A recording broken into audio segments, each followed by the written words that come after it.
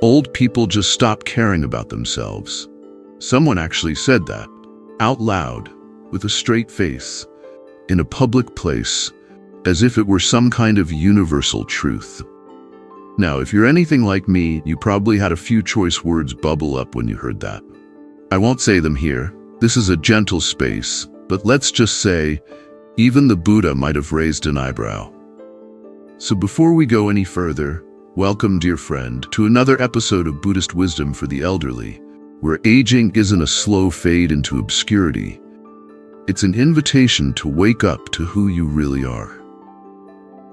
Here, we're not afraid to talk about the things people whisper about in waiting rooms, the small stuff that piles up, quietly, politely, until one day you catch your reflection in a window and think, wait a minute, when did I turn into my grandfather?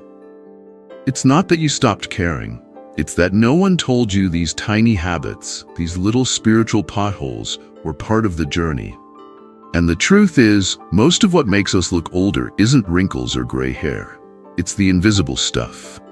The stuff no one tells you about because it's awkward or subtle, or they think, well, that's just how older folks are. Spoiler, it's not. So today, we're going to explore 8 sneaky habits that might be making you seem older, duller, or more disconnected than you actually are. And don't worry, this isn't a fix-yourself lecture. This is about falling back in love with yourself. And wait till you get to habit number 6. That one's a game changer. It's the kind of habit that can quietly push people away without you realizing it. But when you shift it, people lean in again. Conversations soften. You feel close, present, like yourself again. It's not about perfume or posture. It's about how your presence lands in the room. So stick around, will you? This isn't just a list. It's a guided tour back to your aliveness. It's tea with your inner wisdom. It's learning how to be fully here, with humor, compassion, and maybe even a little flair. And if that sounds like your cup of tea, go ahead and like this video, subscribe, and help us reach our first 1,000 subscribers. Not just because numbers are fun, but because it tells us, hey, you're out there. You care. Let's keep doing this together. All right, dear one. Let's begin with a deep breath, a soft chuckle, and a willingness to see the beauty in all our quirks. Because let's face it, enlightenment was never supposed to be so serious anyway. 1. Withholding emotion, when you start holding it all in, and call it being fine. Let's talk about one of the sneakiest aging habits out there. It's not the gray hair, or the socks with sandals, or even that odd urge to comment on the weather 3 times in a single sentence. It's not saying the thing. You know the one. The I miss you. The I'm sorry I never said I was sorry. The I still remember what you said to me that day in 1974, and I forgive you. Kind of. Somewhere along the way, we start to believe that silence is safer. That if we just keep our mouths shut, we'll stay in control. But what we're really doing is building a dam in the heart, and behind it, all that love and longing and truth is getting stale. In Buddhism, we've got this lovely little teaching called right speech. Sounds fancy, but it's really simple. Speak from the heart. Speak with love. Speak the truth, but say it kindly, not like a spiritual sledgehammer. The Buddha didn't say keep everything to yourself and hope for telepathy. He said, let your words be bridges. And yes, even bridges built late in life are still worth walking across. Alma was 87 and proudly unemotional. The kind of woman who'd hand you a tissue and say, we don't do crying in this family. She hadn't spoken to her younger sister Helen in over 3 decades, something to do with a casserole and a very poorly timed comment about someone's second husband. Then Helen died. And that night, Alma cried like a storm had moved into her chest. Not just for Helen, for everything unsaid. The jokes, the apologies, the I never stopped loving you, even when I acted like I did. So she started writing letters, one to Helen, one to her son, one to an old friend she hadn't seen since disco was still considered a revolution. Some letters she mailed, some she kept. But with every word she said, "Here I am, still human, still feeling, still alive." And wouldn't you know it, something shifted. Her shoulders dropped, her laughter came back. People sat a little closer, because she had stopped pretending she didn't care. Try this. Say the thing, you know the one. Don't rehearse it for a year. Just say it. Even if your voice shakes, write a letter to someone, even if they're not here anymore. The mailbox doesn't matter. The message does. Share your stories. You think people don't want to hear them? They do. You've got entire universes sitting behind your eyes. Let them out. Here's the thing, sweetheart. You don't need to say everything, but say something. Because love doesn't grow in silence. It grows in the messiness of being honest, being awkward, being brave enough to say, "I still care, even though I'm not great at showing it." So go ahead. Tell them you're proud, that you forgive them, that you wish things had been different. Say the thing, and then take a deep breath and smile. Because just like that, you've softened the space between you and the world. And you didn't even have to bake a casserole. 2. Neglecting personal grooming. When you forget you're still on the guest list. You know, there comes a time in life when putting on pants with an actual zipper feels like a major achievement. I get it. Who are we trying to impress? Our cats. But here's the thing, sweetheart. While the soul may be eternal, that shirt you've worn 3 days in a row is not. And slowly over time, little habits start slipping through the cracks. The nails grow a little long, the eyebrows go rogue, the mirror, well, it stops calling. It's not that we don't care. It's that caring gets quieter.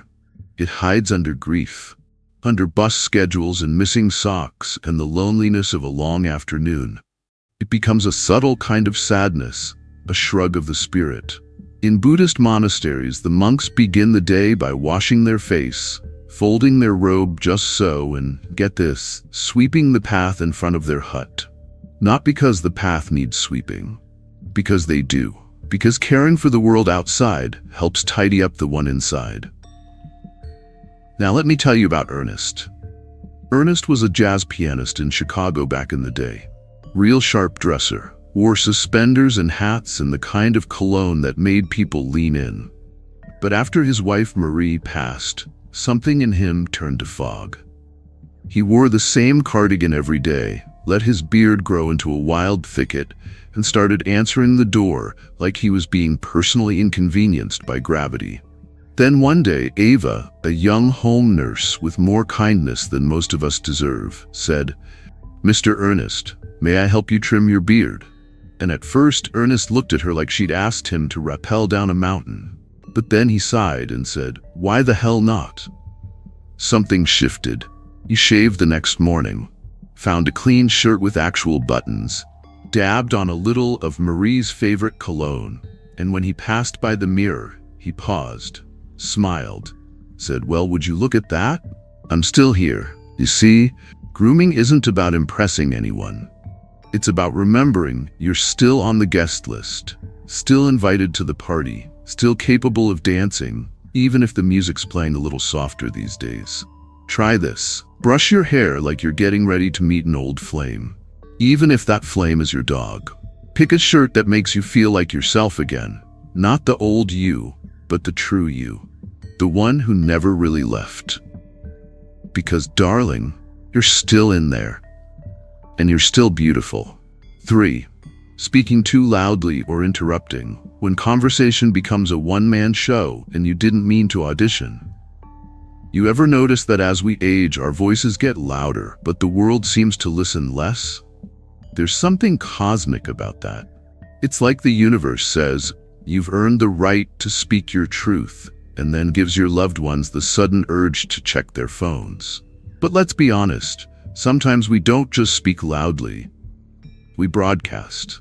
Not because we're trying to dominate the room, but because we forget how much noise we're making. Or maybe we're just trying to make sure someone hears us before we disappear. Let me tell you about Harold. Harold, bless him, is 78. He used to be a firefighter, a father, a fierce storyteller. The kind of guy who could make a pancake breakfast sound like an action movie.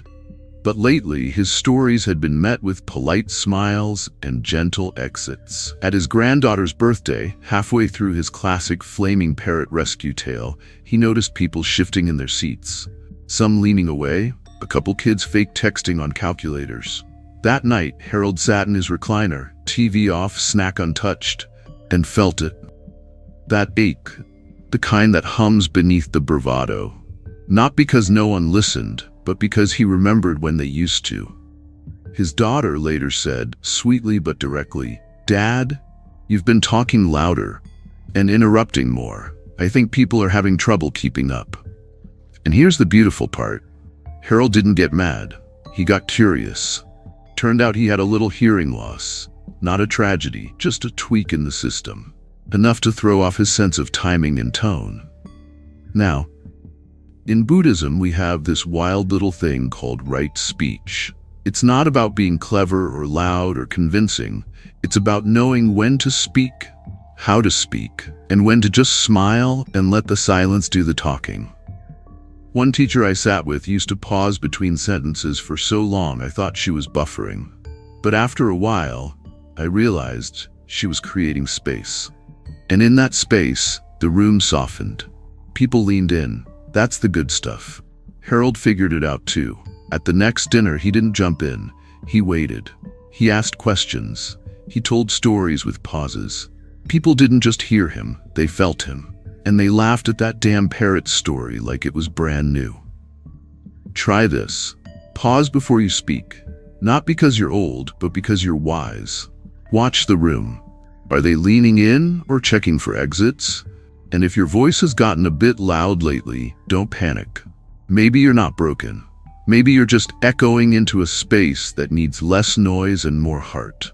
A woman I met, Clara, sharp as a tack, once told me, "After my husband died, I started talking louder. I think I was afraid of vanishing into the quiet." Oof. That one hit me right in the soul. Sometimes we raise our voices not to be heard, but to prove we still exist.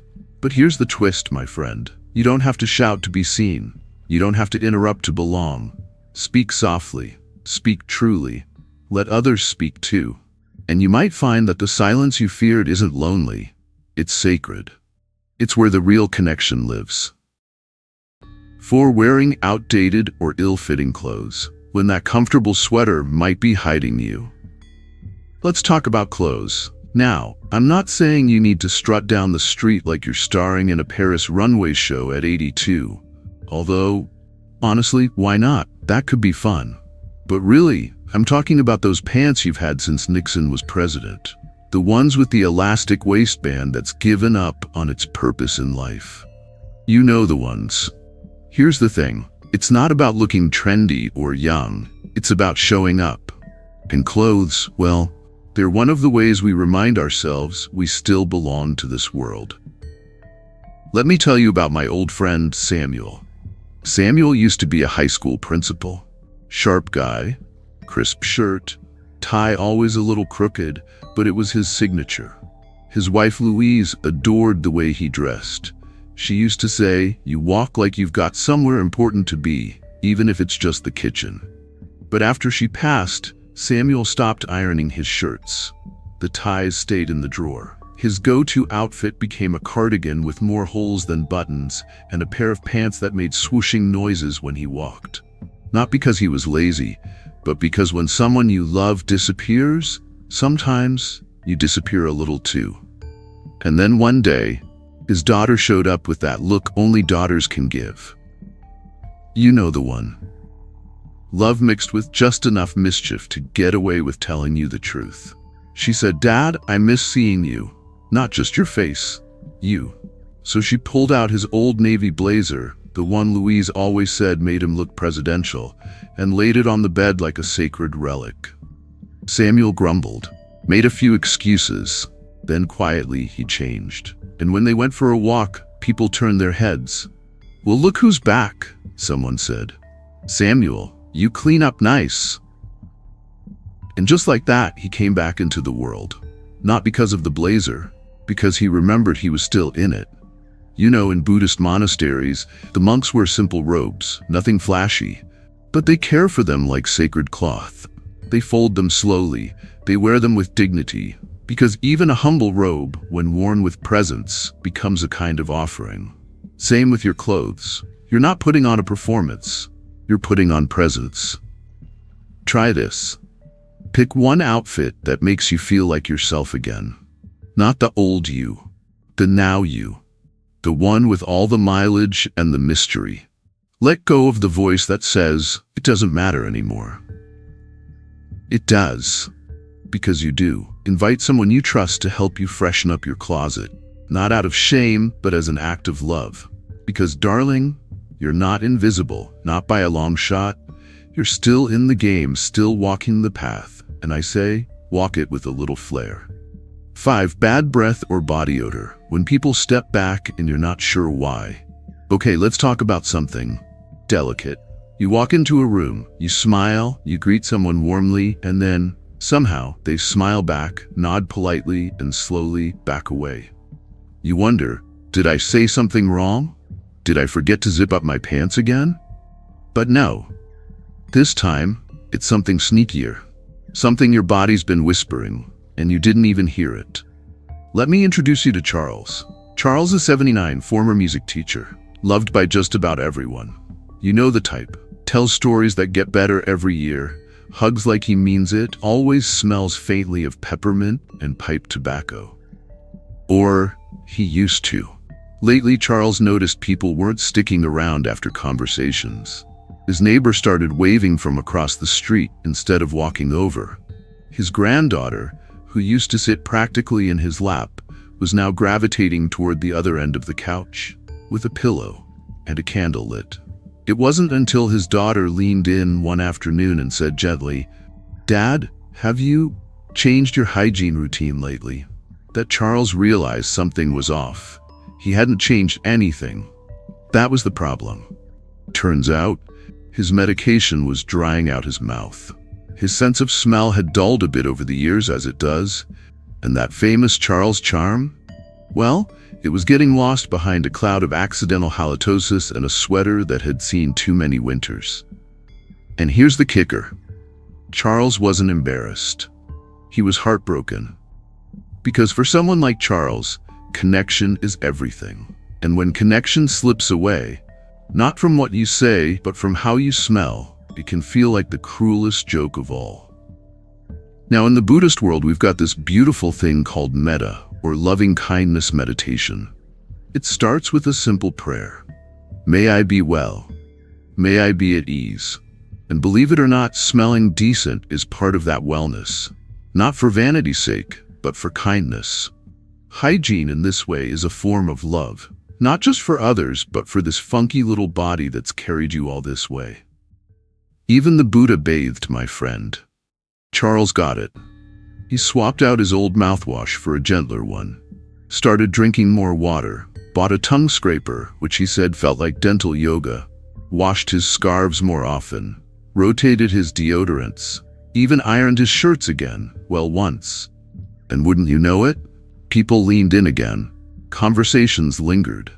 His granddaughter curled up next to him on the couch, just like old times. He looked over, misty-eyed, and said, "I missed this." She smiled and said, "Grandpa, I missed you." And there it was, the return of presence, of closeness, of the unspoken message, "I still want to be with you." Try this. Drink more water. Hydration isn't just good for your skin, it helps keep your breath less apocalyptic. Use a gentle rinse or tongue scraper. Think of it as self-care for your face hole. Wash clothes, hats, scarves, and pillowcases more often than you think you need to. Time flies when you're in the same sweater. Wear breathable fabrics. Your body wants to breathe, even if your ego says, "Nah, I'm good." Because here's the thing, you are not your body odor, but your body is part of the package, and people want to be close to you. So give them a reason to lean in, not back. You've still got stories to tell, wisdom to share, jokes to crack, tea to spill, and it all goes over better when you don't smell like last Tuesday. Complaining or criticizing too much, when the world doesn't make sense anymore, and you're kinda tired of it, You know that feeling when you walk into a room, look around and think, what happened to the world? People have blue hair, cars drive themselves, and the TV has 400 channels, none of which are showing anything worth watching. Suddenly, you find yourself saying things like, back in my day, and you realize, oh now, I've become my Uncle Frank. Look, it happens to the best of us. Let me introduce you to Leonard, lovely guy. 76, retired electrician, made a good living, raised 2 kids, and knew how to fix a ceiling fan with his eyes closed. But lately, his conversations had taken on a certain tone. You know the one. He'd sit down with his daughter and launch into how kids today don't know hard work, how the world was going to hell in a handbasket, and how grocery carts now have more buttons than his old TV remote. And listen, Leonard wasn't wrong. Some things were better. Like rotary phones, you always knew who was calling because you had to wait. But here's the thing. Leonard's rants started pushing people away. His grandkids stopped calling as much. Friends kept their visits short. Not because they didn't love him, but because nobody wants to feel like they're walking into a courtroom where the prosecution rests every day. But what's really going on? When we're stuck in a cycle of complaint, it's not always because we're grumpy. It's usually because we're grieving.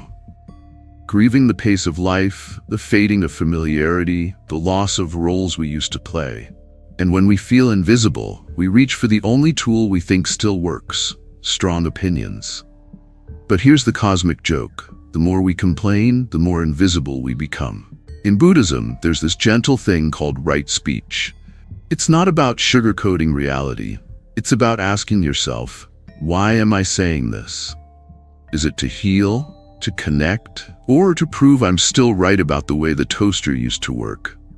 Thich Nhat Hanh said, every word is a seed. If we're not careful, we start planting weeds all around us and wonder why no one wants to sit in our garden. One night, Leonard's daughter looked at him, held his hand and said, Dad, I miss your stories. Not the complaints, the stories, the funny ones, the ones that made me feel close to you. And Leonard paused. For the first time in a while, he didn't say anything. The next day, he started small. He complimented his grandson's music, well, after asking what lo-fi beats to relax to actually meant. He started a new habit, writing down 3 things he didn't hate. That's what he called it at first. But eventually, they became things he loved: the smell of toast, his neighbor's laugh, the warmth of a flannel shirt. Suddenly, people started staying longer. Conversations weren't a trial, they were a visit. Try this. Before you complain, ask, is this coming from my heart or my habit? For every criticism, find a curiosity. What if I don't have to understand this to appreciate it? End each day by naming 3 tiny things that made it worth being here. Tea, bird song, the memory of someone who once kissed your hand like it was sacred. Because here's the truth, my friend. Aging doesn't have to mean becoming crusty. It can mean becoming cracked open, full of wonder, humor, and the kind of softness that draws people in, not drives them away. Your presence is still a blessing, even when you're not ranting about avocado toast. 7. Ignoring posture and body language. When your body starts whispering, I'm tired, without asking you first. Now look, let's be real. Aging does some sneaky stuff to our bodies. First, it steals our hair, then our hearing, and eventually, even our height. One day you're standing proud at 5'10", and the next you're eyeball level with your microwave. But here's the twist. It's not just the spine that compresses. Sometimes it's our spirit too. Let me tell you about Miriam. Miriam's 84. She used to be a nurse, one of those no-nonsense, clipboard-wielding angels in sneakers who could make a grown man cry just by raising an eyebrow.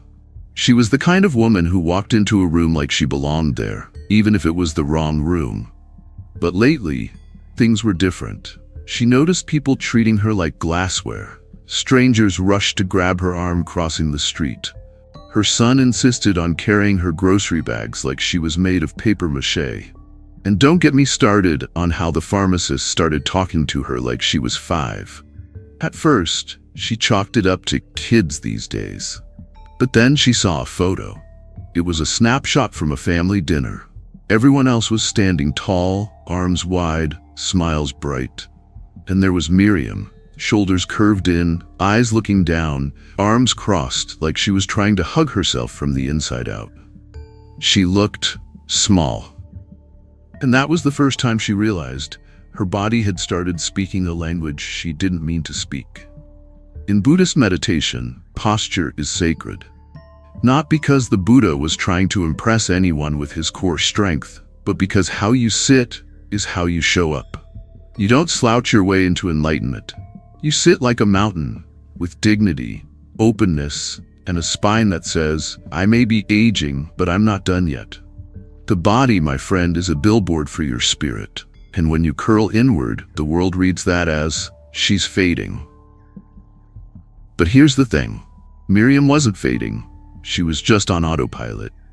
So she tried something radical, Tai Chi at the community center. Yes, with those silky pajamas and everything. At first, she moved like a startled squirrel, jerky and unsure. But over time, her steps got smoother. Her gaze lifted. Her hands floated through the air like they remembered being part of something ancient. And the best part? People stopped treating her like she was breakable. Because she wasn't broadcasting fragility anymore. She said to me once, it's not that I got stronger. It's that I remembered I still live here, in this body. And it's mine. Try this. Stand in front of the mirror each morning, not to judge yourself, but to see yourself. Plant your feet, roll your shoulders back. Breathe like you're greeting an old friend. When you walk, don't shuffle. Walk like the ground missed you. And when you sit like your spirit is wearing the body like a tailored suit, not a forgotten bathrobe. Because posture isn't about impressing anyone. It's about saying, I'm still here, I'm still in this dance, and you better believe I've still got some moves. So uncross your arms, lift your chin, and let the world know this soul's not done telling stories. 8. Neglecting mental stimulation. When the mind starts dozing off before you do. Now, I don't know if you've noticed, but your brain? Yeah, it gets bored too. You wouldn't leave your houseplants in the dark without water for weeks and expect them to bloom, would you? And yet, we often let our minds sit in the same chair, watching the same Weather Channel reruns, wondering why things feel a little fuzzy. Let me tell you about Margaret. Margaret is 86, wise, witty. Once had a mind like a steel trap and the memory of an elephant with a filing cabinet. She used to write poetry on napkins and hum jazz under her breath. But after her husband passed, things changed. Her notebook stayed closed, the TV stayed on, and her mind, it kind of wandered off. Not in a scary way, more like it went out for milk and never came back. She said to me once, I think my brain's in retirement. And I said, that's fine, as long as it still checks its mail. In Zen, there's this lovely teaching called Shoshin, the beginner's mind.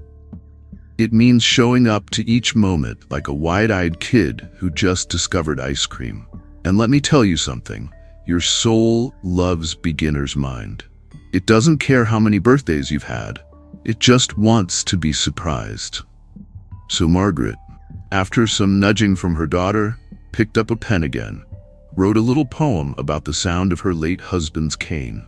Then another about toast. Yes, toast. And just like that, the lights in her mind flickered back on. She said, it's not that I got smarter. I just remembered I was still in here. Studies show that keeping your brain active, learning new things, doing puzzles, having deep conversations, can actually help slow cognitive decline. Even better, it brings back color, texture, a little spark. You don't have to take up chess with grandmasters or enroll in advanced physics unless you want to. You just have to stay curious. Try this. Learn one new thing this week. A recipe. A new word. A yoga pose you'll probably curse halfway through. Ask your grandkid what the heck TikTok is. Don't try to understand it. Just watch their face light up when you ask. Read something that challenges you. A poem. A memoir. the side of a cereal box with full attention. And when you feel your brain starting to get dusty, don't panic. Just give it a little breeze of wonder. Whisper, "Hey, you still in there?" And then toss it something weird and wonderful to chew on. Because your mind isn't done yet. It's not closing up shop. It's just waiting for the next adventure. Maybe it's a book. Maybe it's a joke. Maybe it's just noticing how blue the sky is today. But trust me, your brain's not bored. It's just waiting for you to come home. So here we are, dear one. We've walked through 8 quietly powerful habits. Little things that sneak in with age, like uninvited house guests, rearranging the furniture of your daily life without asking. We talked about how you dress, how you speak, how you hold your body, and how you sometimes hold back what really needs to be said. We looked at the silence of the mind when it stops being curious, the distance that can form when our words turn sharp or our breath turns sour, and how easy it is to forget that presence isn't about looking young, it's about showing up fully. Each of these habits, in their own way, is just life whispering, "Hey, you're still here. Want to make the most of it?" And if you're still watching, something inside you must have whispered back, "Yes." So whether you're remembering to stand taller, or picking out a shirt that makes you feel slightly fabulous, or writing that letter you've been avoiding for 20 years, you're not just aging, you're awakening. And isn't that the real miracle? If any of this resonated with you, if it made you laugh, cry, or even just think, consider giving this video a gentle thumbs up. Not for me, but for the part of you that's still blooming. If you'd like more soul-sparking, wisdom-tinged reflections like this, go ahead and subscribe. We're just getting started here at Buddhist Wisdom for the Elderly, and your support helps us reach our first 1,000 subscribers so we can keep creating content that honors this beautiful, complicated, sacred season of life. And please, leave a comment below. Tell us what habit spoke to you the most. What are you ready to change? Or maybe just notice with more love. Because that's how this becomes more than a video. That's how it becomes community. All right, dear one, now go sip some tea, smile at your reflection, speak the thing you've been holding back, and walk a little slower, like your soul has nowhere else to be. You're not done yet. In fact, you've never been more here.